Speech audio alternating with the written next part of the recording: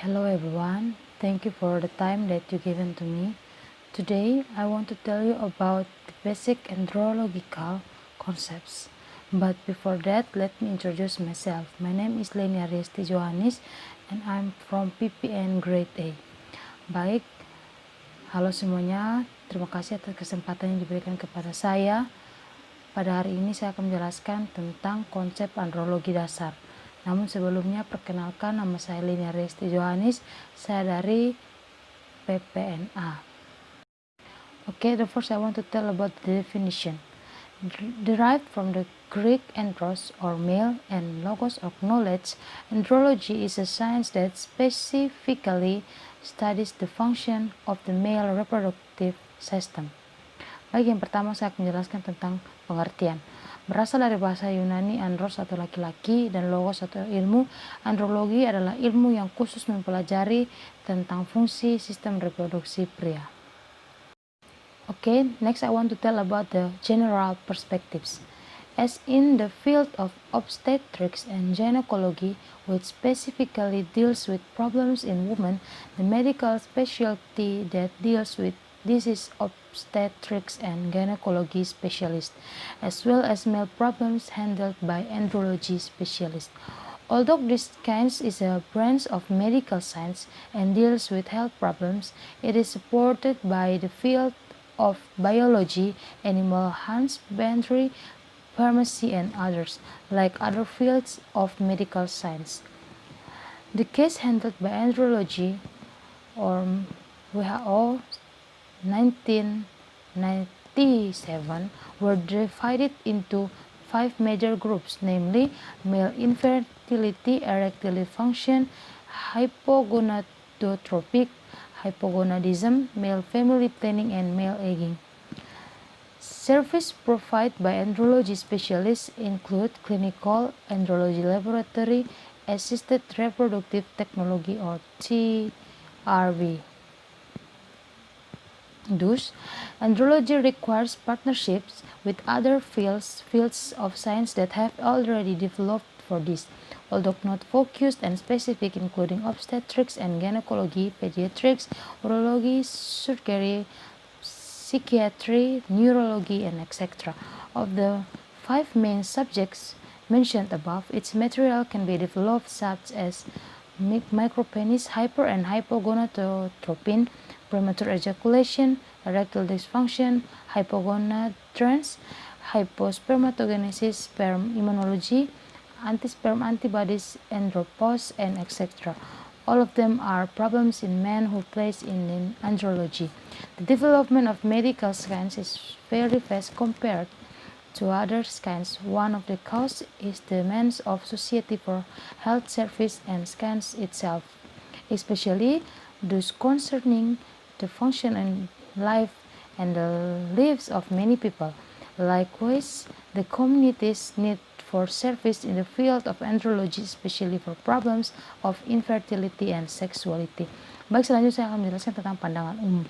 Seperti halnya pada bidang ilmu kebidanan dan kandungan yang khusus menangani permasalahan pada wanita, spesialisasi kedokteran yang menangani hal tersebut adalah dokter spesialis kebidanan dan kandungan. Demikian juga dengan permasalahan pria yang ditangani oleh dokter spesialis andrologi. Walaupun ilmu ini termasuk cabang dari ilmu kedokteran yang menangani masalah kesehatan, akan tetapi ditunjang oleh bidang keilmuan biologi, peternakan, farmasi, dan lain-lain seperti bidang ilmu kedokteran lainnya.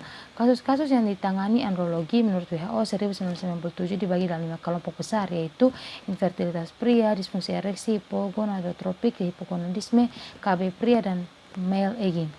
Pelayanan yang diberikan oleh dokter spesialis andrologi meliputi klinis laboratorium andrologi, teknologi reproduksi berbantu atau TRB. Dengan demikian, andrologi membentukkan kemitraan dengan bidang-bidang ilmu lain yang sudah lebih dahulu berkembang untuk hal tersebut, walaupun tidak fokus dan spesifik, antara lain ilmu kebidanan kandungan, ilmu kesehatan anak, ilmu bedah urologi, ilmu psikiatri, neurologi, dan lain-lain.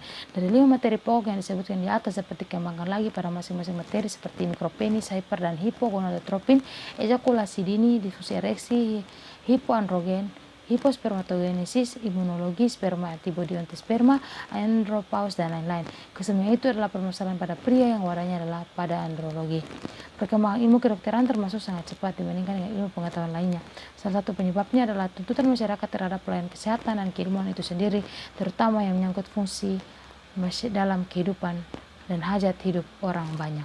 Okay, the next I want to tell about the history in Indonesia. The first in 1974, Prof. Dr. FX Arif Atmolja returned to Indonesia after attending postgraduate education at Santo Rafael Academic Hospital or School Medicine, Catholic University Louvain under the guidance of Prof. Dr. Pio Martino. In 1976, on January 19 until 21 in Surabaya, the Spermatology 1 Symposium was held. In 1979, the first Pandic Congress was held together with the Indonesian Obstetrics and Gynecology Association Congress in Yogyakarta. In 1980, Biomedical Division of FKU initiated andrology education with participants from Denpasar, Manado, Palembang, and Surabaya. In 1982, Pandi National Congress II and International Symposium 1 were held in Denpasar. In 1994, starting from CONAS 4 and PIT 7th, the IDEA World and the CONAS 6th, Pandi 19 to 24 September in 1994 in Manado, it was decided to form a peer group with the text of compiling the requirements for andrology specialists. In 1996, degree number 6, PP Pandi X 1996, dated September 25, 1996, concerning the formation and composition of the organization of the Indonesian Andrology Specialists Doctors Association, abbreviated as PERSENDI. On 13 September 2002, a decree of the Indonesia Medical College Council was issued number 49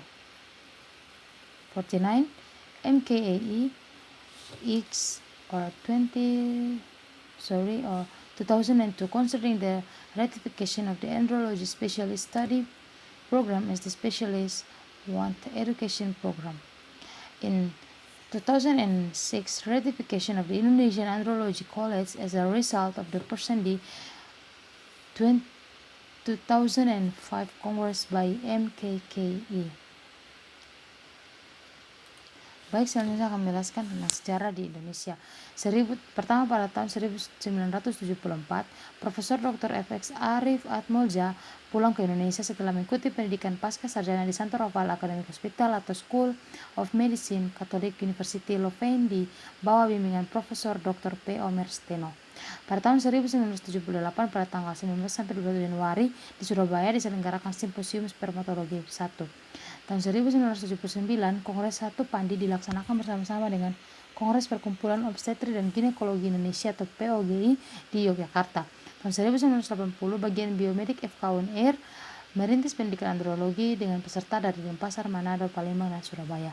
Pada tahun 1982, Kongres Nasional 2 Pandi dan Simposium Internasional 1 diselenggarakan di Denpasar.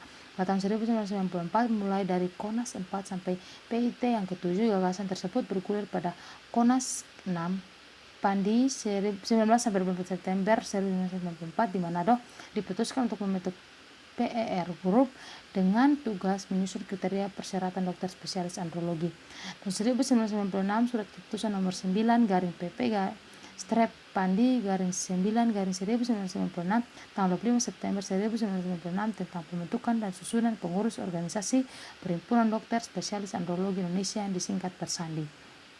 Tahun 2002 pada tanggal 13 September terbitlah surat keputusan Majelis Kolegium Kedokteran Indonesia atau MKKI nomor 49/MKKI/9/2002 tentang pengesahan program studi dokter spesialis andrologi sebagai program pendidikan dokter spesialis pertama atau PPDS 1. Tahun 2006 pengesahan Kolegium Andrologi Indonesia hasil Kongres 1 Persandi 2005 oleh MKKI. Next, I want to tell about the scope of andrology. The first, boys at the age of toddlers and children. Parental attention to boys at the beginning of the development of the reproductive organs is needed.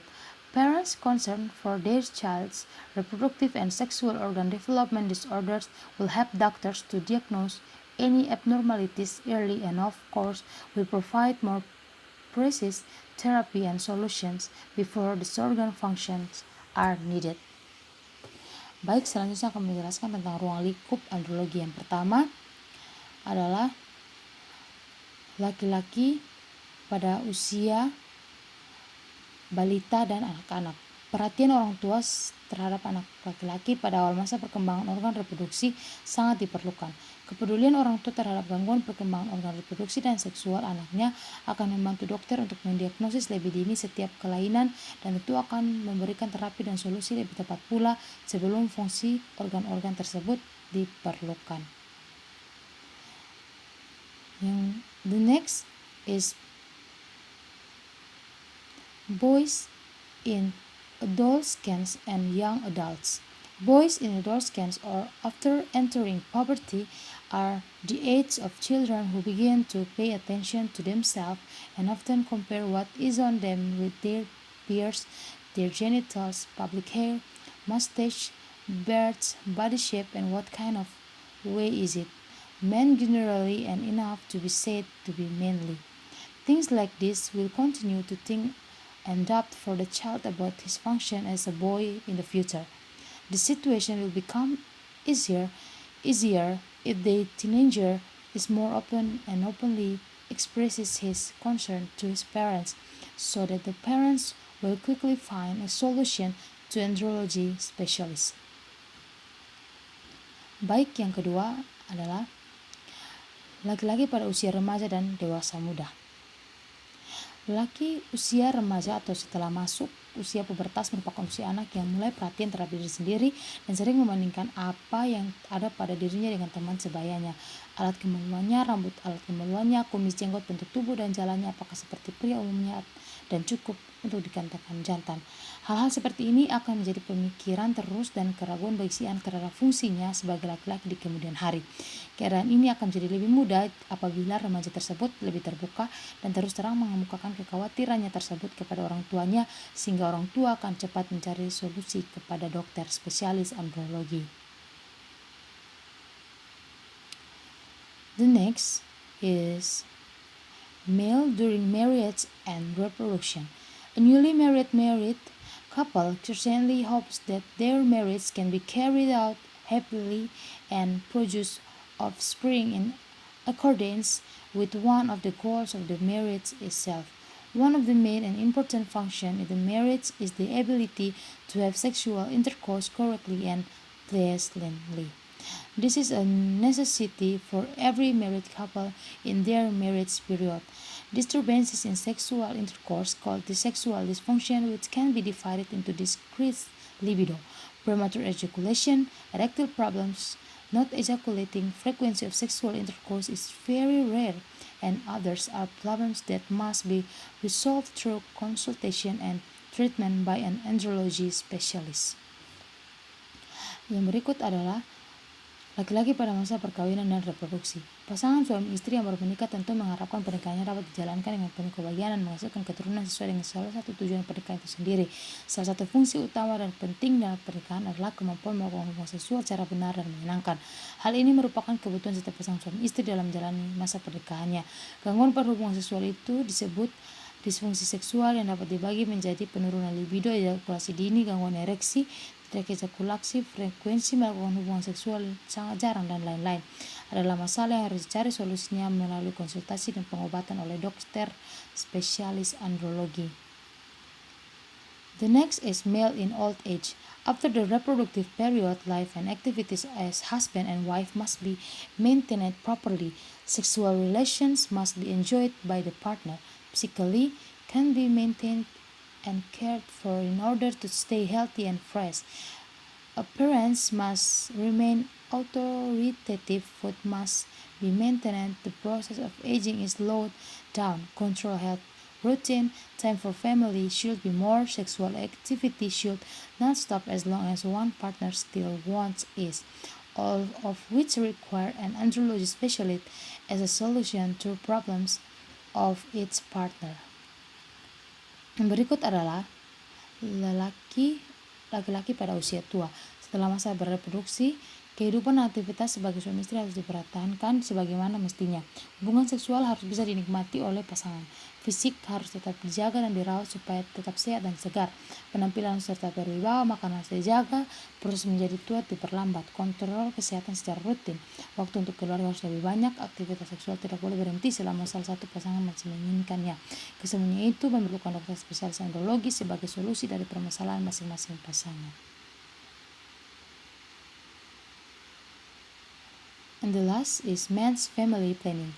So far, pregnancy arrangements generally through the woman or wife, with the high awareness of the importance of family planning for families in Indonesia. Men or husband need to participate in this issue. Currently, being developed hormonal family planning with the target is the male party or husband, so family planning can be done internally between husband and wife. Every couple who has been the acceptor of family planning so far, of course, would like to get adequate information and explanation regarding male AFP. Here, the role of the andrology specialist must be a solution for society. Yang terakhir adalah keluarga berencana pria. Selama ini pengaturan kehamilan umumnya semua melalui pihak wanita atau istri. Dengan tingginya kesadaran akan pentingnya keluarga berencana bagi keluarga Indonesia, pihak pria atau suami perlu berpartisipasi dalam masalah ini. Sekarang ini sedang dikembangkan KB hormonal dengan target adalah pihak pria atau suami. Dengan demikian, KB dalam keluarga bisa dilakukan secara bergantian antara suami dan istri. Setiap pasangan yang menjadi aseptor KB selama ini tentu ingin mendapatkan keterangan dan penjelasan yang memadai mengenai KB pria. Di sini peran dokter spesialis andrologi harus bisa sebagai solusi bagi masyarakat. Okay, the last one I want to tell about the andrology related problem. The first is infertility. Infertility is the inability of a husband and wife to have offspring where the woman hasn't experience a pregnancy after regular intercourse 2 until 3 times a week without using preventive methods for 12 months. Baik, yang terakhir adalah saya akan menjelaskan tentang masalah terkait andrologi. Yang pertama, infertilitas. Infertilitas adalah ketidakmampuan sepasang suami istri untuk memiliki keturunan di mana wanita belum mengalami kehamilan setelah bersenggama secara teratur 2-3 kali per minggu tanpa memakai metode pencegahan selama 2 bulan. The next is erectile dysfunction. Is a condition when the penis is unable to erect or maintain an erection. The specific symptoms of erectile dysfunction include the following. It is difficult with the penis to have an erection.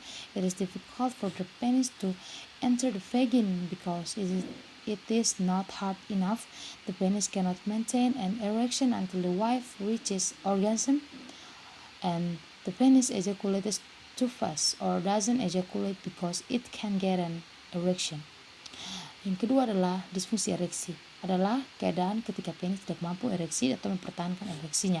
Gejala-gejala disfungsi ereksi yang spesifik adalah sebagai berikut. Yang pertama, penis sulit mengalami ereksi, penis sulit masuk ke dalam vagina karena kurang keras, penis tidak dapat mempertahankan ereksi hingga istri mencapai orgasme, penis menjangan mengalami ejakulasi terlalu cepat atau justru tidak mengalami ejakulasi karena tidak dapat ereksi. And the last is hypogonadotropic or hypogonadism.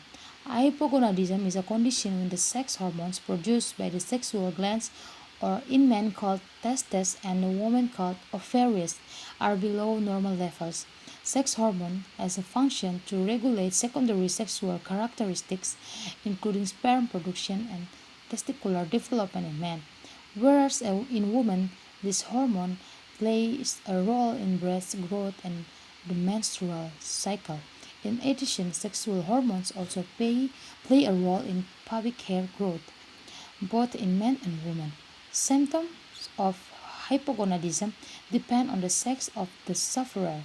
In men, symptoms that appear include loss of body hair, enlarged breast, loss of muscle mass, impotence, stunted growth of the penis and testes, osteoporosis, loss of sexual desire, the body gets tired easily, difficulty concentrating, and barren. Meanwhile, the symptoms of hypogonadism that appear in women include breast growth is slow or doesn't grow it at all. This decreased sexual decreased sexual desire, menstrual periods are reduced or even absent, lack of body hair, change in body energy and mood, body feels hot and thick white discharge from the breast. Baik, yang terakhir adalah hipogonadotropik atau hipogonadisme, merupakan suatu kondisi ketika hormon seksual yang dihasilkan oleh kelenjar seksual atau pada pria disebut testis dan pada wanita disebut ovarium berada di bawah jumlah normal. Hormon seksual memiliki fungsi untuk mengatur karakteristik seksual sekunder, di antaranya produksi sperma dan perkembangan testis pada pria, sedangkan pada wanita hormon ini berperan dalam pertumbuhan payudara dan siklus menstruasi. Selain itu, hormon seksual juga berperan dalam pertumbuhan rambut kemaluan, baik pada pria maupun wanita. Gejala hipogonadisme tergantung dari jenis kelamin penderitanya. Pada pria, gejala yang muncul diantaranya adalah kehilangan rambut di tubuh, payudara membesar, kehilangan massa otot, impotensi, pertumbuhan penis dan testis terhambat, osteoporosis, kehilangan gairah seksual, tubuh muda lemah, kesulitan konsentrasi, dan mandul. Sedangkan gejala hipogonadisme yang muncul pada wanita, yang pertama, pertumbuhan payudara berjalan lambat atau bahkan tidak tumbuh sama sekali, penurunan gairah seksual, masa menstruasi berkurang atau bahkan tidak terjadi sama sekali, kekurangan bulu-bulu pada tubuh, perubahan pada energi tubuh dan suasana hati, badan terasa panas, dan juga keluarnya cairan putih kental dari payudara. Okay, that's all from me. Apologize if there are any mistakes during my presentation. Thanks for your attention. Baik, sekian dari saya. Mohon maaf jika ada kesalahan selama presentasi saya. Terima kasih atas perhatiannya.